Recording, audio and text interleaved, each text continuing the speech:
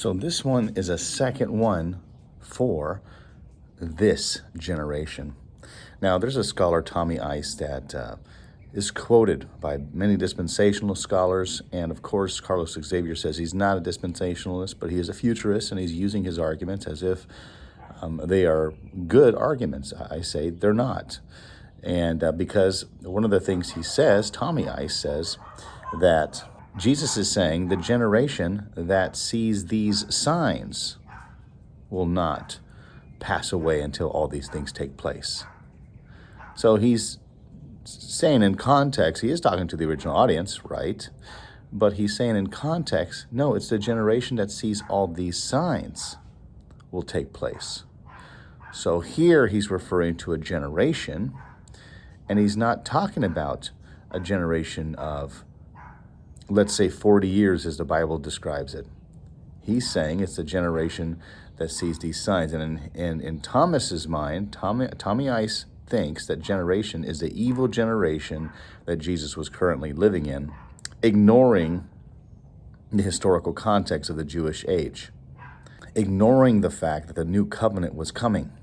So if this is true, then all I have to do is find one sign that generation seen that Jesus was talking to. One sign. Anthony Buzzard, who is a New Testament scholar, he says, of course there was a destruction of Jerusalem in 70 AD. And so he assumes that that was one of the signs that specific generation would see. And so he already knows that one of those signs were seen by that generation, by the original audience. And now all I have to do is find out what other signs. Well, if Jesus said they would see all these things, or that generation would see all these things, then they would see it even though we had no record of it. Let's just say, for the sake of argument, oh, we have no record of these things happening. Well, let's just see. Let's see if that's true.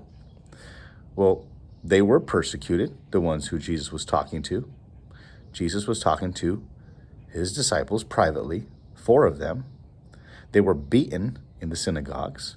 They were taken before governors. Did this happen in the first century? Do his disciples, his 4 disciples he was talking to, we were going to have to say yes, all these things happened in the first century when Jesus said it would happen.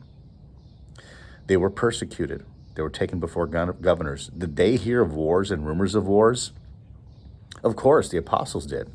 Read Jesus' prophecy again, then you'll know, yeah, of course they did, because he's referring to them.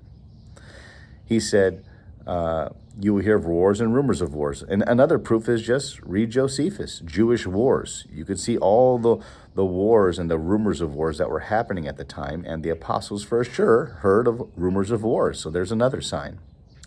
Did nation rise up against nation during that time? Of course. Did they see false prophets? Prophets speaking lies and deceiving those following Christ? Of course. Did a love of many in the first century grow cold due to the persecution? Absolutely. Did the ones who endured to the end be saved? Of course. Or else we wouldn't know anything about Christianity, because Christians would have stayed and been destroyed and enslaved with the unbelievers if they did not see the signs. The armies gathered around Jerusalem, knowing that its desolation is coming to an end. Was the gospel preached to the whole world? Of course. We have a number of biblical passages that says the gospel was already being preached and was preached to every creature under heaven. Paul says it in Romans. He also says it in Colossians. And he says it in a number of other passages that show the gospel was preached all over the world already during that time period. They had to obey Jesus' commission, the Great Commission. They had to obey that. He's not telling them to do something that they couldn't accomplish. But the world in that sense is not the world as we think it. We think all over the whole globe, every single person. Well, it's not talking about it like that way, because if it is, then we have already New Testament passages that are contradicting our interpretation of what being preached to the whole world means. They did preach to every nation. They did preach to the whole world. They did preach to every creature, according to Colossians 1:23. So we have to use the biblical language, not our interpretation, and try to make the Bible fit what we expect it to fit. Were they killed? Did the apostles get killed? Yes, they did. They got killed. Were they delivered up to tribulation? Yes. Did the abomination of desolation take place? Of course. And it was not a global event. If it was a global event, you wouldn't need to run to the mountains of Judea to escape it. So I would say that all those things that Jesus did say to his disciples privately did happen in the time that he said, or else you have, like C.S. Lewis says, Jesus did not know the time of his coming. He did not know the signs, and he was absolutely wrong when those things happen.